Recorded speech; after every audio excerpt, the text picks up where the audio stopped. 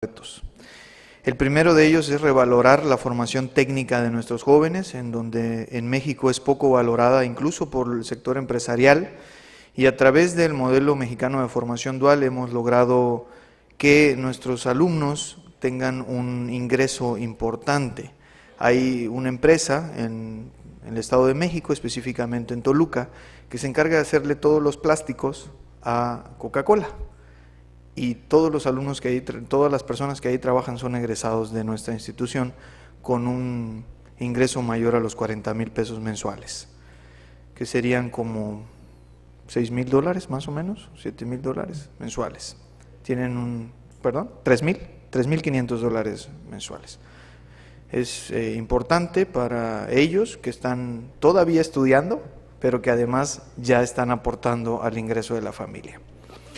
Y lo segundo es la gran posibilidad de que podamos ir mejorando el ingreso de todos los jóvenes, entre ellos el esfuerzo que se realiza para que ellos puedan insertarse en el campo laboral. Y básicamente era lo que el joven decía: nuestro colegio, por formar profesionales técnicos, en algunas ocasiones no es visto de una manera adecuada, pero me parece que hay muchas fortalezas en este sentido, ¿no? Y la inserción al campo laboral ahí queda. Ya en México es importante, y a través del CONALEP estamos ya trabajando con instituciones incluso a nivel internacional. Ya les comentaba, la agencia mexicana, la agencia de cooperación internacional en Japón, y además la agencia alemana también de cooperación internacional. Pues muchas gracias, es cuanto.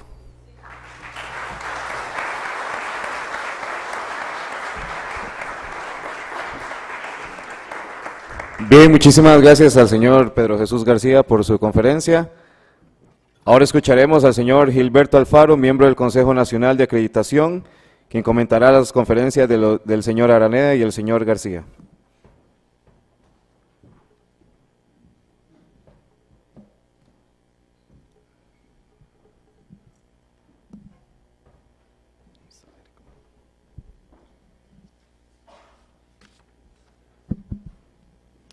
Muy buenos días.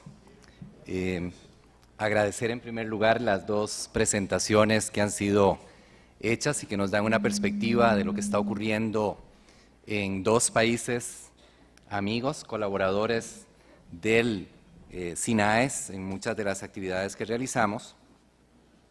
Yo quisiera hacer este comentario teniendo en cuenta la perspectiva desde el SINAES como órgano nacional de acreditación, y tratando de articular los planteamientos que se han hecho. Creo que para nosotros, todos los que estamos aquí, pensar en la calidad del trabajo que hacemos, tanto los empresarios como los formadores de graduados que luego estarán ubicados en la empresa, la calidad es un elemento importante. No podemos asumir que haya un programa que valga la pena si ese programa no asegura al estudiante la calidad requerida, para que luego pueda desempeñarse adecuadamente y el estudiante pueda decir bien de la institución donde se formó y la empresa pueda valorar bien el trabajo de quienes lo formaron. En ese sentido, creo que para nosotros el trabajo que se hace en formación ha de tener como requisito básico la calidad. Y no podemos claudicar en eso. Todo proyecto educativo, para que sea educativo, ha de ser de calidad. Si no, realmente no vale la pena. Cuando escuchamos las presentaciones, creo que cada uno de ustedes tendrá sus propios comentarios. Yo voy a tratar de resaltar tal vez 5 o 6 puntos relevantes que me parece que vale la pena socializarlos en esta reflexión, y me parece que es fundamental de considerar por la implicación que tiene y la necesidad de trabajo cooperativo en el desarrollo de estas iniciativas. Se ha planteado en las dos presentaciones, se ha mencionado el uso de los marcos de cualificación como elemento importante para la articulación de los esfuerzos educativos que se desarrollan.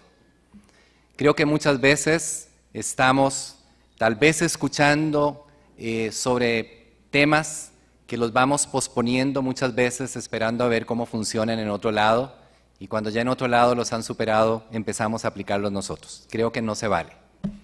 Si los marcos de cualificación son una herramienta útil, tenemos que empezar a ver cuál es el valor agregado que nos dan en los procesos formativos y recuperarlos. Existe una tendencia a nivel mundial al uso de los marcos de cualificación, no solamente para asegurar la calidad de los programas, sino para tener como referente, en caso de que tengamos que hacer intercambio de profesionales con otras naciones, donde podamos decir, esto es lo que nosotros entendemos aquí. Y creo que es fundamental que eso lo tengamos claro. De lo contrario, si no tenemos nuestros marcos de cualificación, tendríamos que terminar aceptando a quien venga y de dónde venga, porque no sabemos cómo definirlo. Y creo que un paso al frente que hemos de dar es trabajar en la línea de poder definir con claridad qué es lo que estamos haciendo. En este momento hay un esfuerzo de la UNESCO, me ha tocado participar en 2 reuniones de ellas, donde se está tratando de promover la idea de que los marcos de cualificación son un buen instrumento para que las regiones puedan articular sus esfuerzos y puedan facilitar la movilidad de sus profesionales. Muchas veces podríamos estar con exceso de profesionales en un campo que perfectamente podrían movilizarse a otras partes del mundo, pero a veces no sabemos qué fue lo que ofrecimos o el estudiante no tiene en la mano la certificación de qué fue lo que se le dio para poder movilizarse y poder decir, en esto soy bueno porque aquí tengo la certificación. En ese sentido me parece que el esfuerzo que la UNESCO está haciendo es importante y debiéramos de aprovecharlo. De la experiencia que tuve participando en 2 reuniones de la UNESCO, de las regiones donde menos sabe la UNESCO que algo se hace en esa línea es de Centroamérica, nosotros incluidos. Hay una iniciativa ya en el CONARE donde se está trabajando marcos de cualificación de la educación superior, de bachillerato para arriba. Vale la pena capitalizar del esfuerzo que se ha hecho, ver la dinámica que se ha seguido y poder trabajar en esa línea. Esto nos permitiría negociar en el ámbito regional con mayor claridad. El otro elemento que quisiera referir y que ha sido planteado en estas 2 presentaciones anteriores es la necesidad de articular esfuerzos entre diferentes sectores. Creo que aquí tenemos hoy el gran gusto de tener sectores diversos pensando en temática común. Esa necesidad de articular esos esfuerzos es un mecanismo para alinear los intereses de los diferentes grupos que forman los que forman y los que contratan servicios. Yo creo que eso pareciera ser lo más normal, aunque es lo más anormal que nos ocurre cotidianamente. Pareciera ser que los que formamos tenemos el don de hacer lo que se nos ocurra y después los que contratan que vean a ver qué hacen con lo que hemos formado. Y yo creo que eso nos desgasta en el camino. No es realmente productivo ese trabajo desvinculado, porque al final de cuentas el que está en el medio es el que se está formando, que tiene que lidiar en un periodo de su vida aguantándose a unos para luego ir a tratar de convencer a otros que sabe hacer lo que no sabe hacer en realidad. Ahí el otro día decía alguien que por eso tenemos tanta gente en el mundo del trabajo que dice se le contrata por el título que tiene y se le despide por lo que no sabe hacer. En realidad es una pena que esas cosas no sucedan simplemente porque no nos hemos sentado los diferentes sectores a trabajar coordinadamente. Desde esa perspectiva me parece que es vital que esta iniciativa en la que estamos de trabajo cooperativo, de trabajo de escucharnos en primer lugar, de abrir esa mesa de diálogo en el que podamos construir colectivamente. Otro elemento importante es que nosotros podemos hacer muchos esfuerzos aislados, podemos sentarnos, establecer alianzas, hacernos amigos unos de otros y construir. Pero eso no nos lleva tan lejos porque nuestros ámbitos de trabajo tienen ciertos límites. Por eso la necesidad de implementar políticas públicas que realmente aborden de manera integral estos asuntos. Tenemos que empezar a establecer alianzas entre nosotros, pero tenemos que llevarlo progresivamente a que se defina la política pública nacional que tiene que ver con estos esfuerzos. Tiene que ser un esfuerzo país. Nadie quiere el país con grandes problemas. Todos soñamos, creo que los formadores, los industriales, los empresarios en general soñarán con un país mejor. Bueno, pero eso requiere esfuerzos políticos que nos aúnen las energías que estamos invirtiendo en esto, para poder así vincularnos, saber cómo movernos en los sectores, saber de dónde transitar para dónde y de esa manera poder aprovechar al máximo los recursos de los que disponemos. No podríamos nosotros hacer el esfuerzo de vincularnos con otro país si no sabemos qué es exactamente lo que formamos. Muchos convenios pudieran existir, pero creo que es importante que haya una política nacional en esa línea.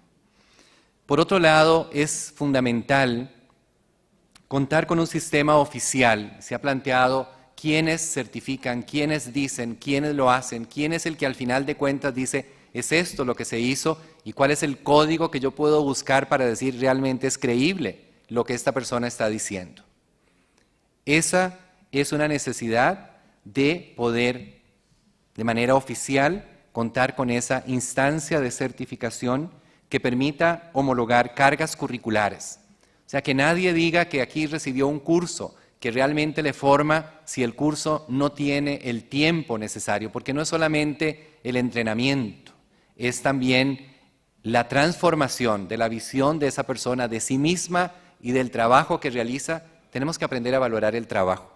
Creo que muchas veces la gente pudiera pasar por algún lugar donde no tuvo tiempo de pensar el valor agregado que tiene, eso que aprendió para su vida, para la empresa y para el país. Tenemos que, por eso no se logra sentando a alguien unas cuantas horas para que se entrene en algo. Tenemos que educarlo para pensar en eso, pensarse a sí mismo, pensar el país y pensar el trabajo, y eso toma tiempo, pero también lo tendríamos que tener regulado de alguna manera. Si nosotros trabajamos con la idea de que la articulación es necesaria, que las definiciones son importantes y que las políticas públicas existen para tal cosa, eso nos da un alto potencial de vinculación internacional que también nos interesa. Yo creo que no formamos en un país, no trabajamos en un país para sentirnos isla dentro de todos los países.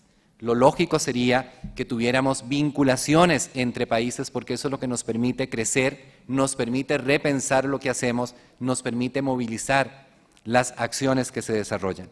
Pero para eso necesitamos tener claridad de cuáles son las tareas sobre las cuales podemos trabajar. Si eso nos permite movilizar, si la necesidad de esto nos permite movilizar hacia la construcción de marcos nacionales de cualificación en estas áreas, así como la educación superior, tendríamos más claridad de lo que hacemos nosotros mismos, de lo que hacen otros y de lo que requerimos todavía seguir haciendo. Un aspecto importante que se mencionó y que yo creo que vale la pena rescatar es el de la formación de los docentes que forman en cualquiera de los centros de formación que tengamos. No es posible pensar en, yo digo, dadores de clases. Tenemos que pensar en formadores rigurosos de lo que están haciendo, sabiendo que no es solamente un entrenamiento, sino una transformación de la manera de pensar de las personas que están ahí. Y eso requiere personal altamente calificado. Yo estoy seguro que cada centro de formación, cada institución formadora de profesionales en estos campos, requiere sentirse segura de que sus profesionales, sus formadores, tienen la competencia suficiente para formar en el campo que lo están formando. Y ahí creo que es fundamental pensar cómo logramos tener formadores de formadores, porque alguien tendrá que formarlos, alguien tendrá que ayudar, para que podamos contar con eso, pero también cómo logramos certificar porque también habrá gente movilizándose de unos lugares a otros, sabiendo que esa competencia es necesaria. Y el sexto punto que quisiera pensar es la necesidad de generar iniciativas de formación y vinculación que contribuyan al desarrollo humano integral. O sea, todo esto que se ha planteado tiene que vernos en la dimensión de generar desarrollo humano integral. No se trata solamente de formar mano de obra, es formar capital humano integral que tenga como consecuencia la contribución al desarrollo integral del país también. O sea, es vernos todos en la dimensión de que no haya un solo talento humano perdido en el país por falta de que alguien lo ayude a formarse, pero tampoco que haya solamente el interés personal por el desarrollo sin contribuir al desarrollo nacional.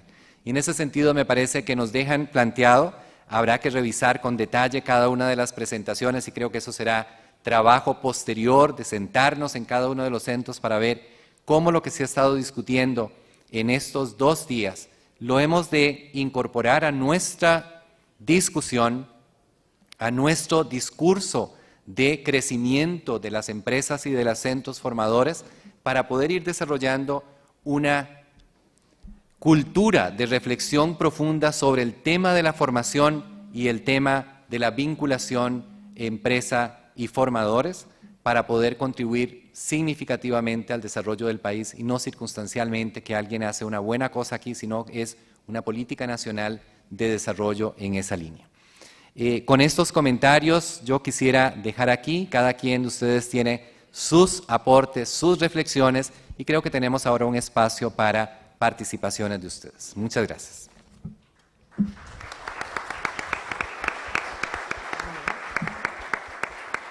Bien, así es. Muchísimas gracias al señor Gilberto Alfaro por sus comentarios.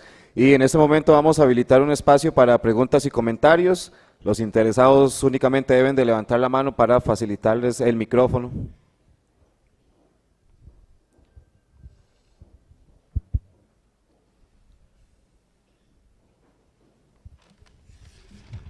Bien, buenos días a todos. Me ha gustado muchísimo este bloque de la mañana. Pero quisiera reflexionar en este sentido, no quiero irme del Congreso sin hacer mis aportes como lo hice empezando el Congreso. En este sentido, al final decimos que el empleador avala todo lo que hemos hecho los formadores. ¿Ok? Y hablamos de articulación entonces entre los que formamos y los que emplean a los formados.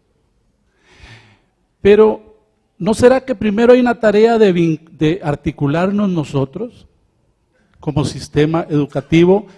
Y ahí cierra el último, el señor aquí, el último, hablando de que sea un sentir nacional, de que sea un sistema, de que sea una articulación. ¿Por qué digo esto? Porque el psicólogo laboral, si es que existe el término, la psicología laboral, a la larga nos dirá que de la forma en que se abordó la educación preescolar incide en el universitario. Cuando certifica el sistema la educación universitaria, no está certificando solo la educación universitaria, es la suma desde que el niño entró a preescolar de virtudes o defectos del sistema. Entonces está la tentación de ver y evaluar las cosas por separado. Yo insisto una vez más en que yo siento que es entrándole como materia de Estado, como interés de Estado, como proyecto de Estado, de que hay un sistema de educación en que rija todo el sistema desde preescolar hasta universitario. No es cierto que la primaria, todos los problemas de los chicos de primaria los tiene la mala formación que le dieron en el kinder o en la preescolar. No es cierto que todo el fracaso de 7º año en los colegios, los docentes de secundaria lo achacan a los maestros de primaria. No es cierto que los universitarios achacan todos los problemas o la mayoría a la mala secundaria de los docentes de secundaria. ¿Y quién forma a los docentes de secundaria? ¿No son las universidades? Entonces estamos tan entrelazados, tan mezclados, que yo siento que el mayor paso que debemos dar es ver todo y de ahí partir, y no de tratar de resolver cada uno por separado, cada área que le corresponde. Gracias. Bien, muchísimas gracias. Si alguien más tiene una pregunta o comentario, para que levante la mano, por favor. Allá tenemos un caballero.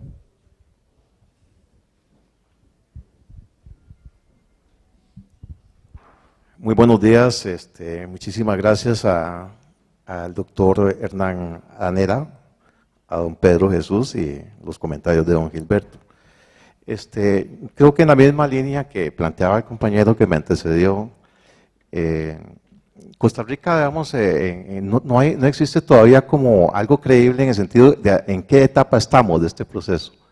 Precisamente por esa desarticulación, porque uno como asesor nota que en algunos lados se avanza bastante, en otros apenas están comenzando. Entonces, pues, esto, digamos, plantea un problema, evidentemente, que nos desafía en cuanto a articularnos. Sin embargo, en la experiencia práctica en el sector industrial y el sector de servicios, uno nota que hay un elemento, un componente de las competencias, porque también el tema de las competencias es un tema actual, digamos, no está terminado, ¿verdad? Hay muchos enfoques, muchas posiciones, y entonces parte de eso es la idea precisamente de que convocarnos y comenzar a ver una especie de comunidad de ideas, por lo menos para ponernos de acuerdo. En ese sentido, digamos, dentro de los componentes, porque hay un elemento básico, que por lo menos que a mí me persuadió de comenzar a trabajar en esto, es que las competencias no solamente buscan la mejora y la competitividad de la empresa, o la mejora o la competitividad o la productividad del país. Esencialmente, ¿verdad? Por principio inicial, es la mejora de la calidad de vida de ese trabajador, de esa persona, de ese ciudadano. Este es un elemento, digamos, el elemento humano, específicamente, porque hablamos de capital humano y le damos. Pero cuando uno nota, por ejemplo, bueno, aquí los esfuerzos de preparar las universidades, las instituciones, pero del otro lado, a veces del otro lado, ¿verdad? Igual hay una gran diversidad, hay empresas que tienen verdaderamente ambientes, digamos, amigables con las competencias, otras tienen ambientes totalmente contrarios. Entonces, la pregunta para los 12 panelistas es en el sentido de que, de acuerdo con los temas que ustedes trabajaron y sus experiencias, ya muchas de las cuales han ustedes pasado por experiencias, ¿verdad? Que la idea es compartirlas y adaptarlas a lo nuestro. Este componente social, ¿verdad? Es decir, no es solamente salario, uno ve y nota en Costa Rica personas que aspiran más que eso, aspiran a un buen trato, a un diseño de ambiente apropiado. Hemos tenido experiencias donde el muchacho o la muchacha ya alcanzó los niveles de competencia, sin embargo hay una empresa donde la competencia, el sistema de la empresa no es competente.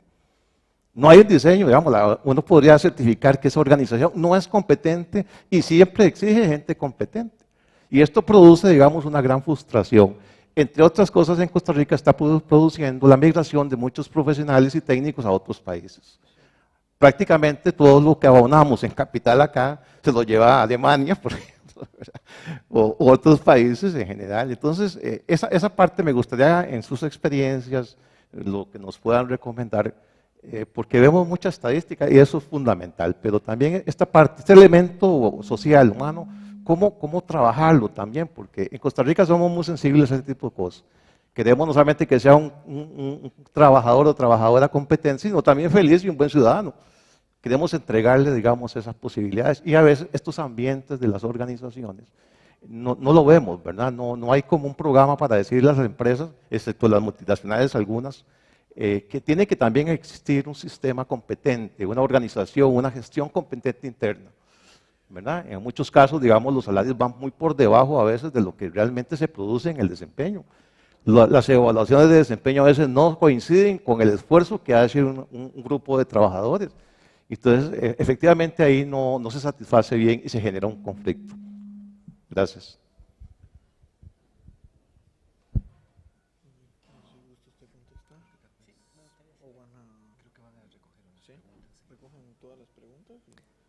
Bien, vamos a tomar otra pregunta para después dar todas las respuestas seguidas. Por acá tengo un caballero también.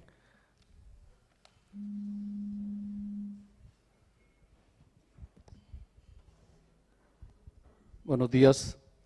Trino Zamora, del Departamento de Evaluación de la Calidad del Ministerio de Educación Pública.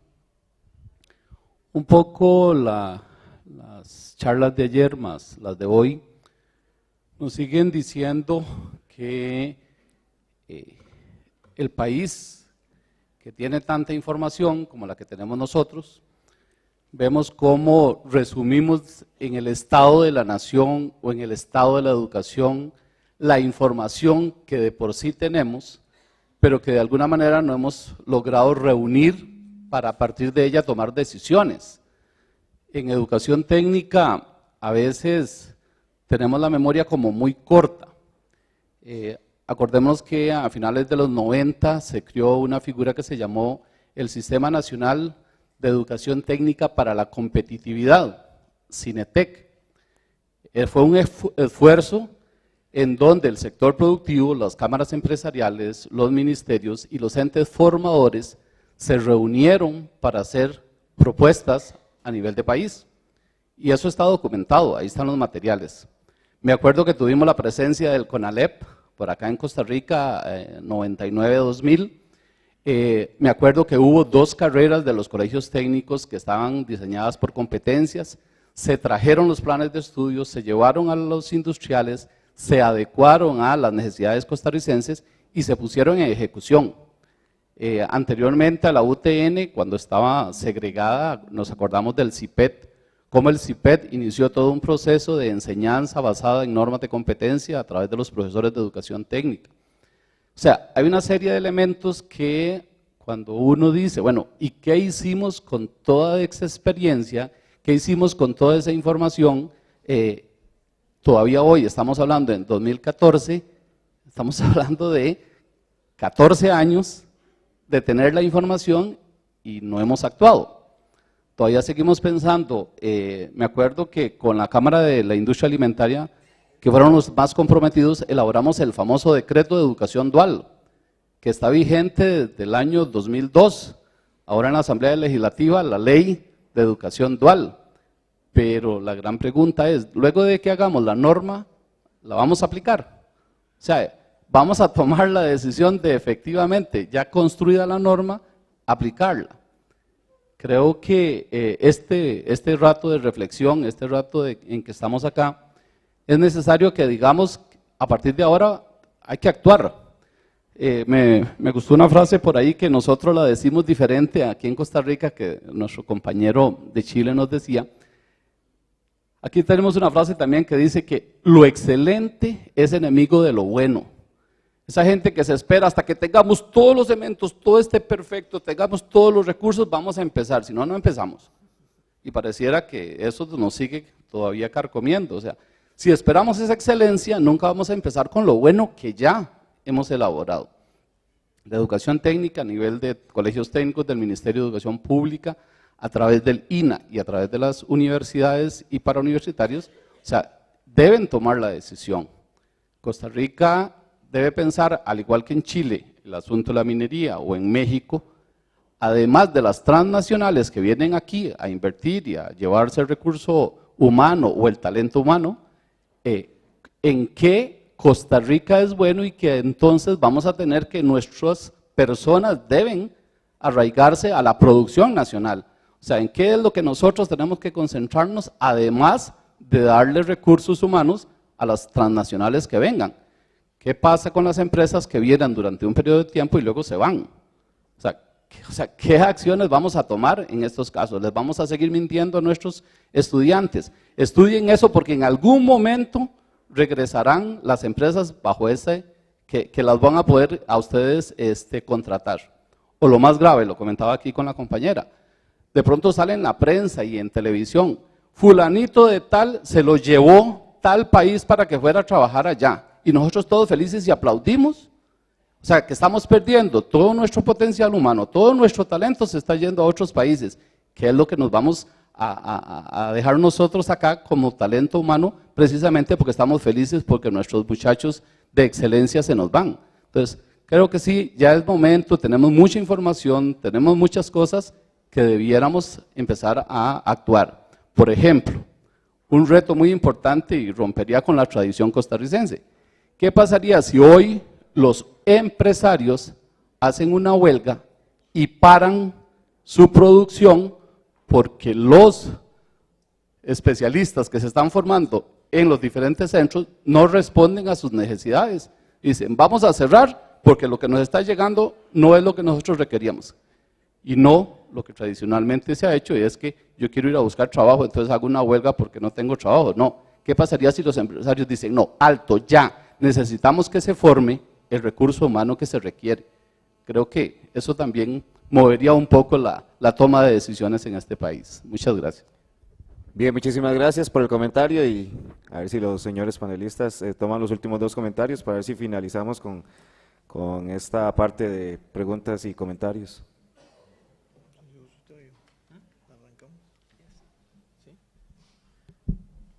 Bueno, muy bien.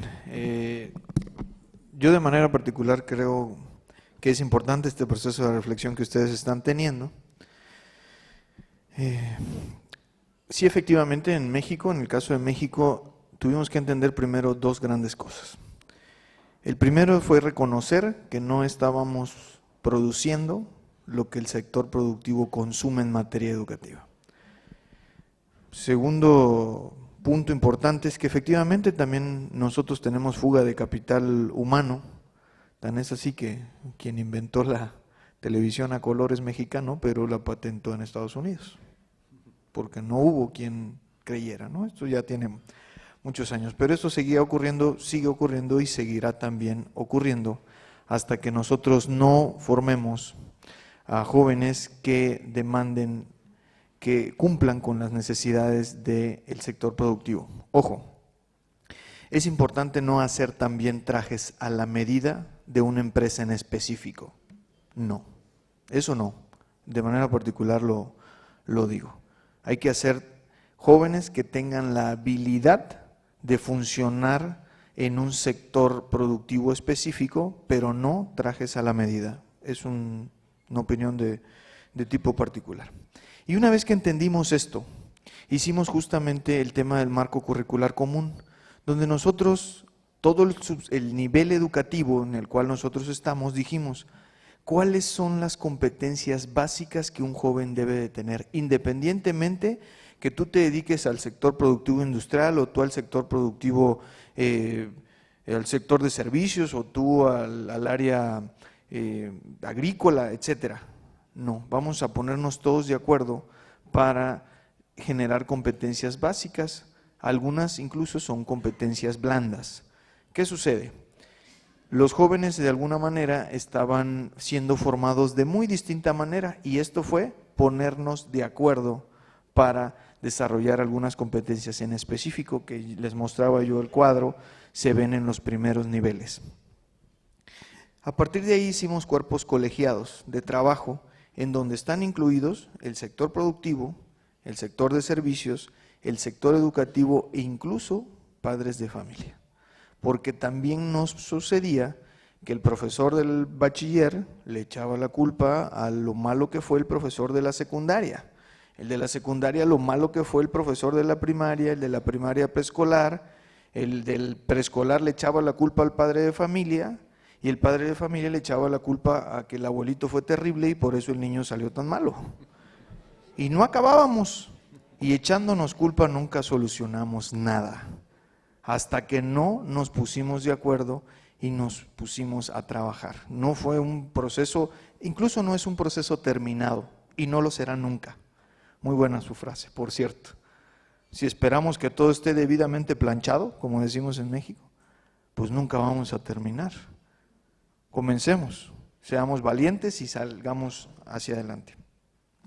Y una de las grandes fortalezas que nosotros hemos identificado en el modelo dual, para terminar ya mi intervención, es que aparte que el chico aprende en la escuela y en la empresa, le permite también desarrollar competencias blandas. Para nosotros es muy importante eso, porque en la empresa lo van formando también para el trabajo y estos jóvenes se apropian de la identidad de la misma empresa. Y esto les permite llegar temprano, les permite producir más, les permite hacer suyos los insumos que les dan y cuidarlos, y les permite ganar también más dinero. Bueno, yo anoté, me gustaría decir algo en relación a las 3 preguntas. La primera, respecto a una mirada del sistema completo, yo creo que es sumamente clave. Creo que parte de lo que puede ayudar es los distintos indicadores que en general los países están hoy día tomando en cuenta para hacer una evaluación más de conjunto del sistema, no solamente de un subsector, como la está haciendo, no sé, la primaria, o la preescolar, o la universitaria, en fin. Yo creo que hay mucho avance ahí, no sé cuánto se está haciendo eso acá, pero me da la impresión que seguramente bastante. Todos estos indicadores de las comparaciones internacionales son sumamente útiles. Un tema que hemos empezado a mirar en Chile es el tema de hacer un seguimiento más fino de las trayectorias formativas. O sea, esto es una mirada a lo largo de la vida, longitudinal, ¿no es cierto?, que permita entender qué cosas le pasan a un joven y de qué manera ciertas realidades que lo afectan tempranamente condicionan las trayectorias que va siguiendo y qué cosas se pueden hacer en distintos momentos. Por ejemplo, un estudio reciente indicó que la enseñanza media técnica en Chile tiene un problema complejo con los alumnos que tienen particulares habilidades académicas. Nosotros hacemos una medición estandarizada nacional en distintos momentos del sistema escolar. También nos medimos por PISA, por TIMSS, por esas pruebas. Y la separación entre la media técnica y la general se da a la altura al final del año 10, del 10º grado, digamos, que son, y tenemos 12 grados en el sistema escolar. Bueno, se comparó los rendimientos cómo evolucionaban los rendimientos de alumnos que tenían calificaciones altas, similares, y que después tomaban destinos distintos. Unos se iban a la técnica y otros se iban a la... Bueno, la comparación es muy dramática porque se ve que muchachos que siguen la técnica, su rendimiento académico en los pruebas generales posteriores va decreciendo. Entonces, ahora, es una situación, por eso les decía, muy distinto al sistema como está organizado acá, pero en el caso de Chile, hacer ese seguimiento indica claramente que a lo mejor ese alumno podría, con un refuerzo o con mayor claridad de qué decisiones tomar, quizás no haber tomado la técnica porque tenía muchas habilidades académicas, haber tomado otra. Entonces, ese tipo de estudio de qué va pasando a lo largo de la vida, yo creo que te permite tener una visión más de conjunto de cómo lo está haciendo el sistema. Después, el segundo comentario que se hizo acá sobre que hay empleadores y empresas malas. Efectivamente, hay empleadores malas. Ahí es importante mirar en los indicadores de empleo si la calidad del empleo que se está generando en el país, qué características tiene, porque también pasa que muchas veces se genera empleo de muy baja calidad, empleo sin contrato, empleos muy informales, donde no hay oportunidades de aprender, en fin. Entonces, lo que pasa, creo yo, en Chile y posiblemente en toda nuestra región, Latinoamérica, y que tenemos mercados laborales muy segmentados. Tenemos un sector que está sentado acá ayer, ¿no es cierto?, de, por ejemplo, empresas, no sé, yo me acuerdo de la otra empresa que conocí acá cuando en el 2003 fue Procter & Gamble, que tenía, no sé, todavía un enorme call center. En general contrataba gente bilingüe, tenía un sesgo hacia gente que había pasado por educación postsecundaria, eran muy buenos trabajos, en fin. Y junto con eso tú tienes otros empleadores que o se generan empleos de muy baja calidad y que la persona que sigue ese empleo va a tener muy baja probabilidad de entrenarse de nuevo en su vida. Entonces, yo creo que ahí claramente todo lo que es monitorear el empleo es muy importante, ¿eh? Y sobre todo en aquellas áreas donde el empleo que se genera es muy precario, posiblemente no seguir formando desde el mundo educativo, porque estamos reforzando la situación. Yo creo que ahí el desafío es cómo salimos de un equilibrio entre trabajos malos, con malos sueldos, con mala inversión en formación y con baja destreza, ¿eh? Y una parte de nuestras poblaciones y fuerzas de trabajo están capturadas en ese tipo de empleador. La certificación de competencias laborales surgió en Estados Unidos primero como una manera de que trabajadores de muy baja calificación pudieran ser parte de lo que es el mundo de la formación continua. Entonces se trataba de no buscar certificaciones muy complejas, sino que certificaciones de aquello que ya sabía y que eso permitiera, por ejemplo, tomar decisiones de qué es lo que a partir de ahí podía construir. Entonces, yo creo que todo el tema aquí de una mirada fina sobre el mercado del trabajo es particularmente relevante para la formación técnica. El otro tema que me acordé es que en Inglaterra, y todavía existe, en los años 80 había un problema de competitividad importante que tenía que ver con temas de calidad de recursos humanos, y organizaron también una reforma muy grande. Uno de los componentes era la acreditación de los programas formativos. Ahí se inició la reforma de la formación vocacional en Inglaterra, y era muy interesante que aparte de la certificación de personas y la acreditación de programas, había una tercera pata, que era la certificación de la calidad de la gestión de recursos humanos.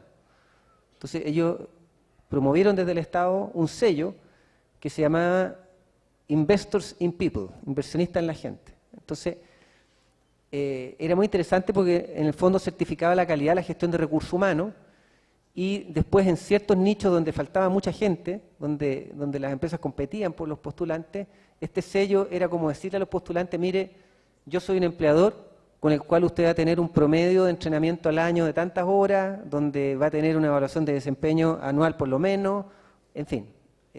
Yo creo que trabajar desde los empleadores en esa parte también es muy importante. Y finalmente, la parte compleja respecto de los esfuerzos de coordinación, el CINETEC y otra serie de cosas que ustedes han desarrollado y que han quedado quizás no con el dinamismo que hubieran deseado. A mí se me ocurre que ahí también faltan de pronto simplificar un poco los esquemas y posiblemente buscar algunos arreglos institucionales que resuelvan varios problemas juntos. Esta figura de los consejos sectoriales de competencia, yo sé que está tomado los sajones, y los sajones en esto son bastante más simples que nosotros. Nosotros en general tenemos mucha influencia de Europa Central, pensamos más a lo alemán, a lo francés, que es un poco más complejo, digamos. Entonces, ellos simplemente han convocado estos consejos, los financian públicamente y les dan la misión bajo convenios de desempeño.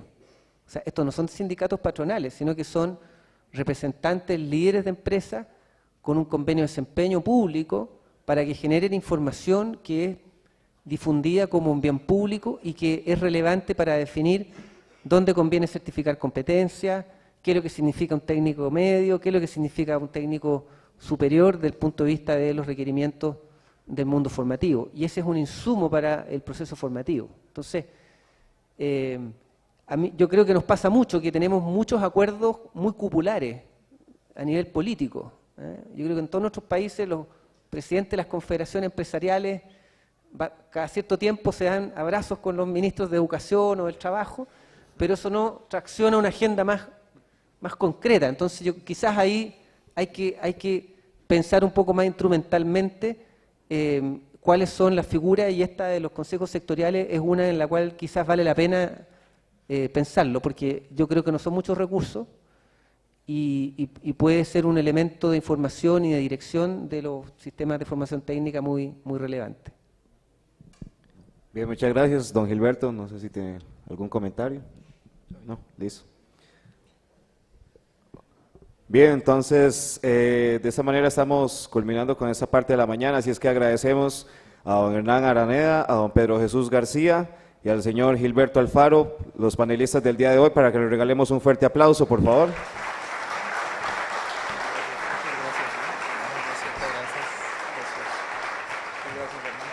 Y en este momento vamos a hacer el receso para degustar del almuerzo. Reanudamos a la 1 de la tarde, si son tan amables, y por favor verifiquen en su respectivo tiquete en qué salón se va a servir el almuerzo para que lo vean.